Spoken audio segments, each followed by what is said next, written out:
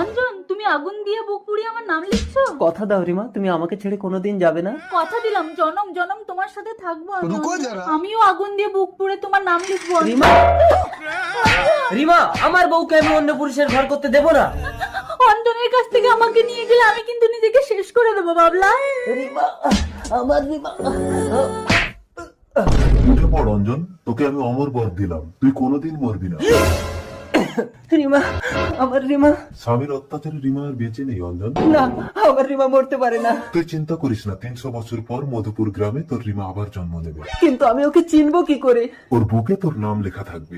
ওর বুকে থাকবে আমার নাম। মনে পড়েছে তুমি আমার অঞ্জন। রিমা, এই জন্মেও তোমাকে কারো হতে দেবো না রিমা। পারবে না।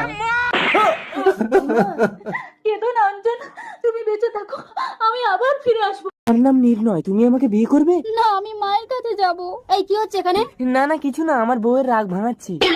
বউ, এই তোমার বয়স কত? 18 বছর হতে 3 দিন বাকি। পুলিশের বউয়ের সাথে চালাকি। ওকে আমার বাড়িতে নিয়ে যাচ্ছি, 3 দিন পর 18 বছর পূর্ণ হলে নিতে আসবে। 24 ঘন্টার মধ্যে আমার মেয়েকে এনে দিতে হবে। আপনি চিন্তা করবেন না ম্যাডাম, আপনার স্বামীকে আমি ফাঁসির মঞ্চে তুলবো। এই চল। তোমার নাম কি? তিথি। ভয় নেই, তুমি এখানে বসো, তোমার পুলিশ আঙ্কেলকে ফোন করে দিচ্ছি, এসে তোমাকে বাড়িতে দিয়ে আসবে। আমি জানি এরা আমাকে কেউ ছাড়বে না, আমি পালিয়ে যাই। স্যার, স্যার বিশ্বাস করুন, স্থিতি কোথায় আমি জানি না স্যার। 1 মিনিট, বউ ফোন করেছে। হ্যালো, কি গো, একটু বাড়িতে এসো তো, একটা মেয়েকে এনেছি, ওর নাম স্থিতি। স্থিতি? তার মানে তো আমার মেয়ে। স্থিতি আপনার মেয়ে? এই ক্রিমিনাল, যা, আপনি চলুন। তাড়াতাড়ি চলুন। ও আমার ভাগ্য, মেয়েটা কোথায় গেল গো? ও মেয়ে যেখানে যায় যাক, তুমি কেঁদো না নোয়া। আমি তোমাদের নামে কোর্টে কেস করব, তোমরা সকলে মিলে চক্রান্ত করে আমার মেয়েটাকে পাচার করেছো। আন্টি, আমার বউ কই? বাচ্চা কোথায় দীপা? বাচ্চা আমি বিক্রি করে আইফোন কিনেছি। কাকে বিক্রি করেছো? বলবো না। এ কি, আপনাকে না একদিন বলেছি নোংরা হাতে আমার বাচ্চার গায়ে হাত দেবেন না? তুমি কাকে কি বলছো রেখা? আমার মা আমাকে মানুষ করেছে। ও সব দিন চলে গেছে, এই বাড়িতে হয় তোমার মা থাকবে না আমি থাকবো। তুমি একদম অন্যায় আবদার করবে না। ও তো জানি না, বলো আমি থাকবো না তোমার মা থাকবে? মা, তুমি বাড়ি ছেড়ে চলে যাও। খোকা, কি হলো? কথা কানে গেল না? যান, বেরিয়ে যান। কি আপনার গা তো জ্বরে পুড়ে যাচ্ছে। আমি পুলক। কি ব্যাপার উকিল সাহেব? আপনারা ঘর ছাড়ুন, আপনার মায়ের সমস্ত প্রপার্টি পুলক দত্তের নামে লিখে দিয়েছে। কি গো, এবার আমরা কোথায় যাব? চলো মাকে খুঁজে পায়ে ধরে ক্ষমা চাইবো। জল খাও মা।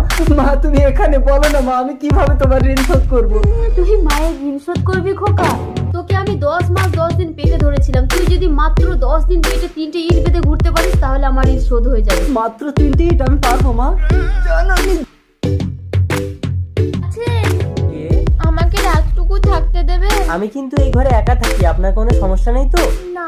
ভিতরে আসি। এ কি, আপনি আগুনে হাত পোড়াচ্ছেন কেন?